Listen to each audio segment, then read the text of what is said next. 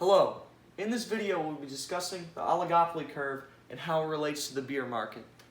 As you can see, the oligopoly curve is sort of strange, as the demand curve and marginal revenue curve diverges at a certain point and their slope changes.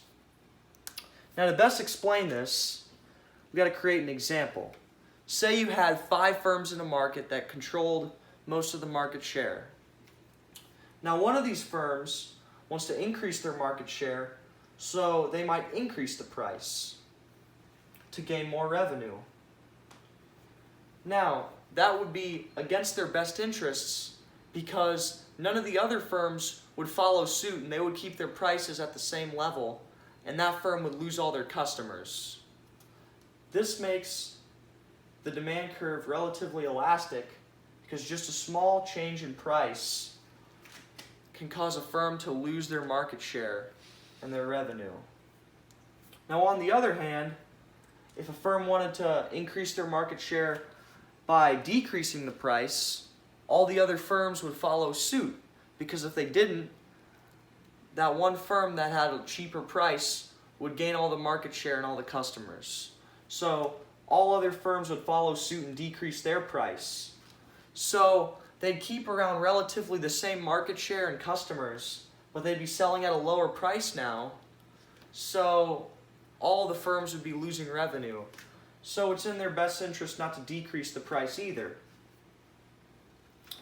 Due to these two circumstances, there's a very solid price point, and this creates a sort of cost cushion in between marginal cost 1 and marginal cost 2. Any firm might have a cost curve in between these two, but they're still going to sell their product at price 1 because it's in their best interest to do so.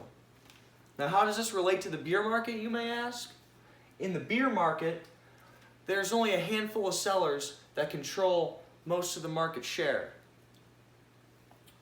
Now, these different sellers, they sell many different types of beer, many different brands, but they're all within the same price, within a few cents of each other or at the same price. And this is because this is how they get the most profit.